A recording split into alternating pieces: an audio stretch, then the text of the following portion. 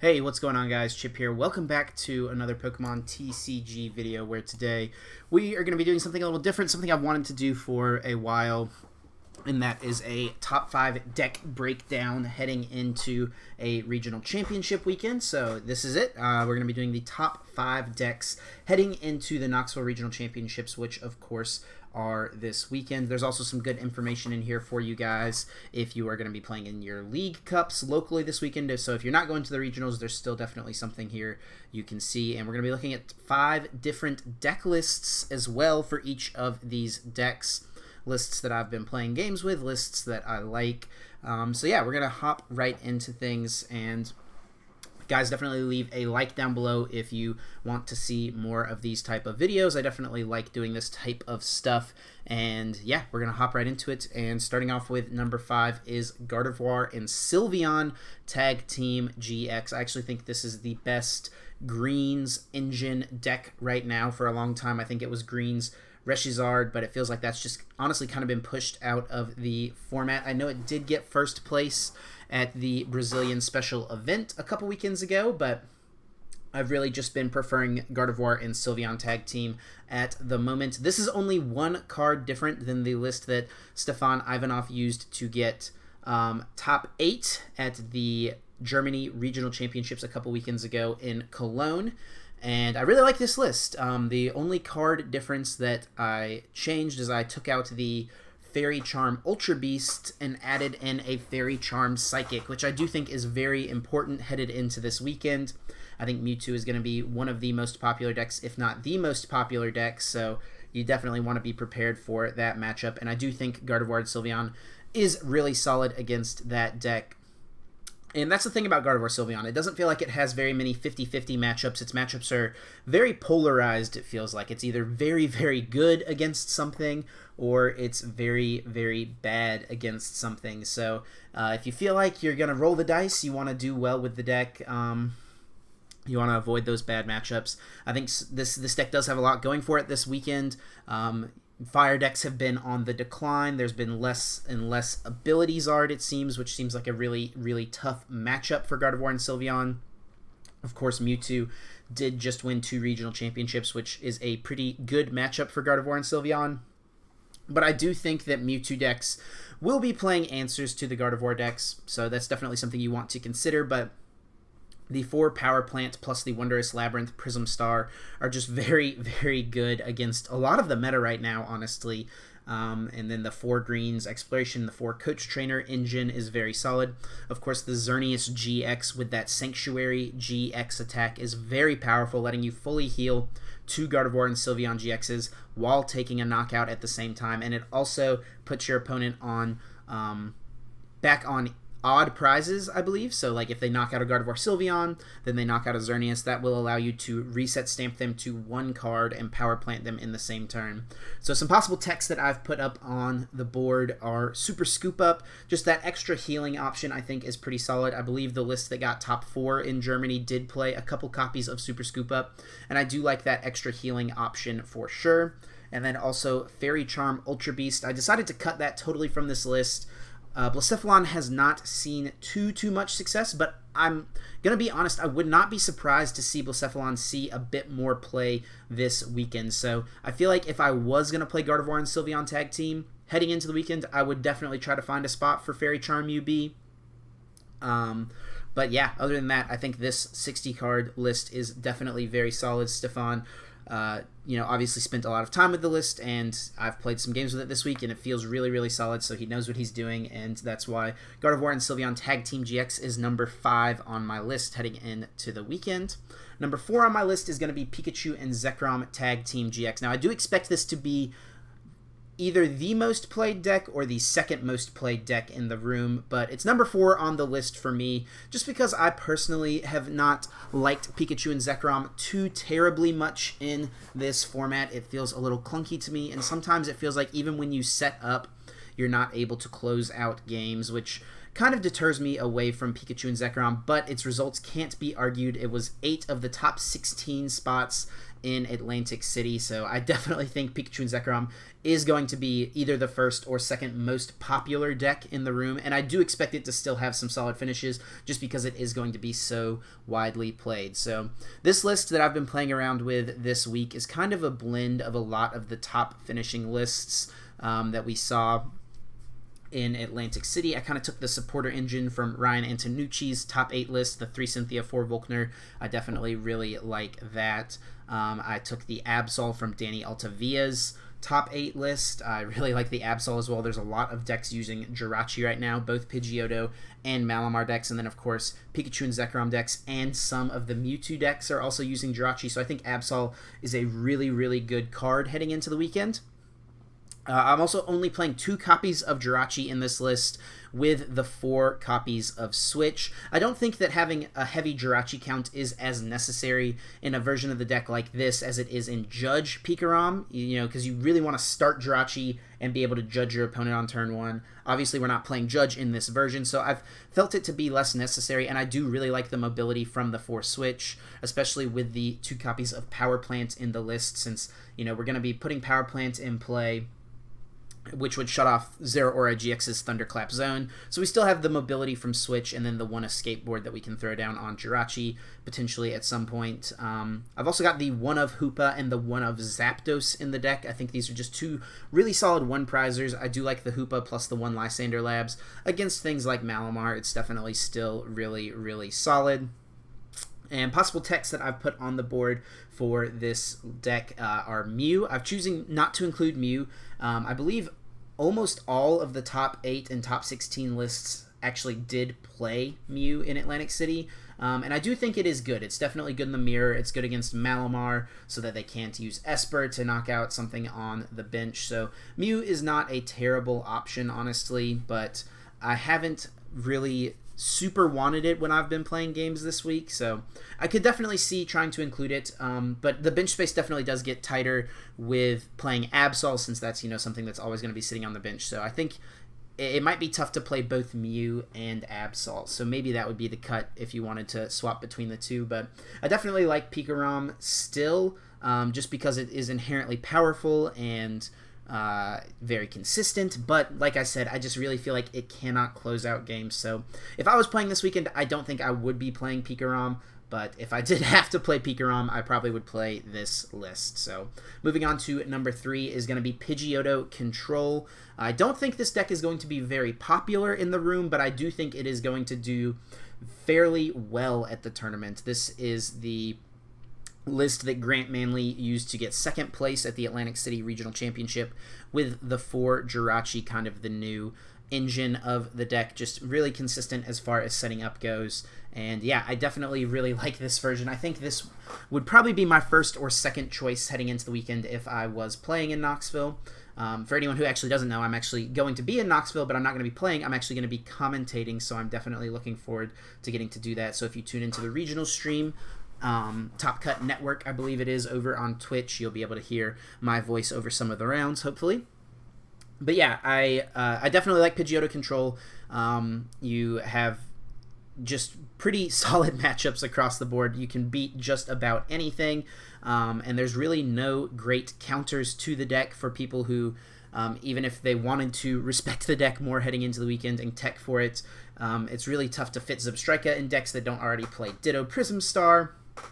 So I don't think that people are going to respect Pidgeotto too much because they can't really go out of their way to build around it, and it is definitely very good. It's definitely a deck you need to spend some time with if you want to play it, so definitely grind your games out, get some games in, play a bunch with the deck, and see how you feel about it. Some possible techs that I've put on the board are Sky Pillar. That's actually something that Sander played in his second place list over in Cologne, Germany, and I do like that. It's a good option against people who are just going to spam Mew against you. Also really good going into a potential Espeon Deoxys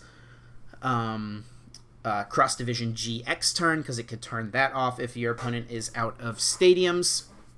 But more often than not, you're going to want Power Plant in play. It is also nice to have a non-Power Plant stadium, so you can Power Plant, lock your opponent early, and then put something else in play so that you can use Legendary Ascent on Articuno GX. Some other possible techs that I've put on the board are Girafarig.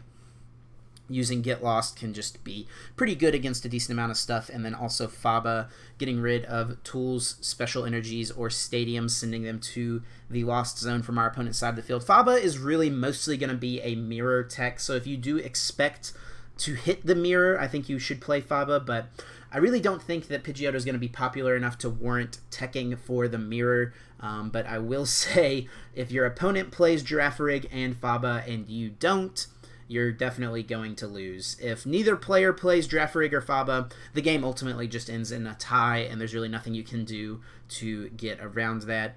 If you play just Girafarig, your only win condition is to Lost Zone all 3 water energies, and then use Crushing Hammer, hit heads, send the Recycle energy to their hand, and then use Mars to discard the Recycle energy. That's the only potential win condition that the version that plays Girafarig could have against the mirror. And, Faba would definitely just win you the mirror if your opponent doesn't play it. But like I said, I don't expect too much mirror, so I don't think I would tech for it. But I just wanted to throw the techs out there if people were feeling like those things might be necessary. So I do think Pidgeotto is going to do very well over the weekend. It's not going to be super widely played, but those who play it and play it well will have good finishes. So Pidgeotto Control is number 3 on my list. Moving on to number 2 is Straight Psychic Malamar, which has definitely just become the best way to play Malamar. And I think that this is probably just the best list to play if you wanted to play Malamar. This is probably my top choice for the weekend. If I didn't want to play Pidgeotto Control, I would probably just play Straight Psychic Malamar. I know it's number 2 on my list, but I think it is going to both be very popular, and it is my favorite deck heading into the weekend. And the reason for that is it's just, really solid to have a one-prize attacker that can hit as hard as Giratina, and then also get that damage boost from the spell tags, getting to spread some damage, and then ultimately clean up games with Esper and Espeon Deoxys Tag Team GX is just really, really powerful. And yeah, I do think this 60 cards is probably the best 60 to play if you're just going for straight consistency. I've played this list at several different League Cups, at least within 59 cards of this list, to several League Cups over the past month, and had pretty solid success. I believe I've won one and got second at another, and then had a few more like top 8, top 4s with it. So it's very good. I like it a lot. I think that if you wanted to play Malamar, it should be very similar to this. Some possible techs I have put up on the board are the second Mew. I do think second Mew is very, very good. I'm not really quite sure what I would cut. The only potential cuts I think right now are the Adventure Bag and then maybe the 4th Jirachi, but I really wouldn't want to cut 4th Jirachi. I know I've played 3 a few times, but just the added consistency of being able to start it if you play 4 is nice. So, but yeah, I think the second Mew is very good. It's very good in the mirror as a way to use side power to try to skip spell tag turns on your opponent's side.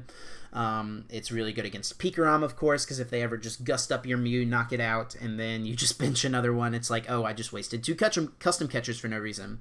So I do think the second Mew is pretty good. Also, Alolan Ninetales. This is the Fairy-type Safeguard Alolan Ninetales.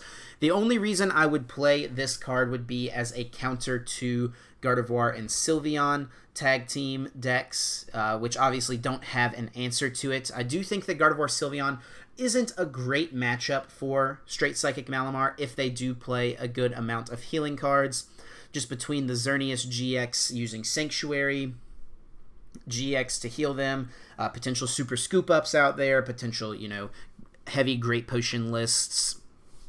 It's definitely a pretty uphill battle for you to try to take 3 knockouts on, a 2 Gardevoir and Sylveons and the Xerneas GX, which they'll almost certainly make you do. It's definitely pretty tough to do that before they take 6 knockouts on 6 Giratinas with all their healing stuff. So I think I would probably play Alolan Ninetales if I was really scared of Gardevoir, if I thought Gardevoir was going to be really popular, just because all you have to do is get Ditto Prism Star out and then evolve it on your next turn, and you'll eventually just deck them out. You don't even have to play energies to attack.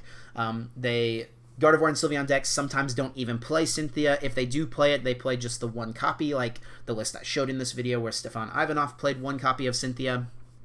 So I don't expect it to them to be able to really get around Alolan Ninetales. There's really not any great options, no real baby attackers they could play, and I don't think it's worth Gardevoir decks teching for Ninetales, but it could possibly be worth straight Psychic Malamars teching for the Gardevoir matchup. So Alolan Ninetales is definitely something I would consider. Also, the Shrine of Punishments. This is something that Michael Catron played in his top 8 list in Atlantic City. I do think Shrine of Punishments is pretty solid. Just an extra way to spread damage alongside Spell Tag and Esper and Espeon Deoxys and Mew. There's just a lot of potential for Shrine to come into play. So I do like the card for that reason. So there you go. Number 2 on my list is straight Psychic Malamar.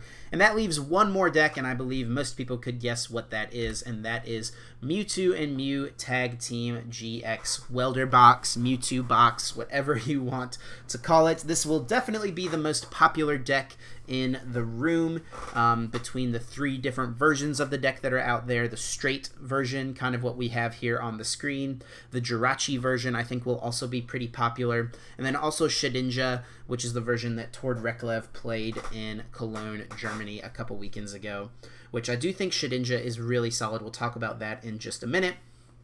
But yeah, we'll talk about just the list I have on the board for now.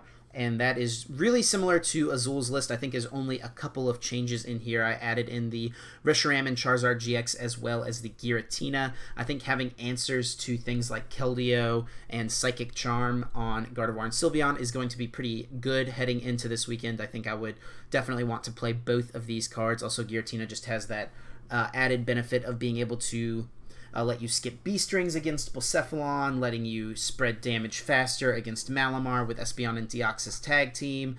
There's a lot of good potential for the Giratina.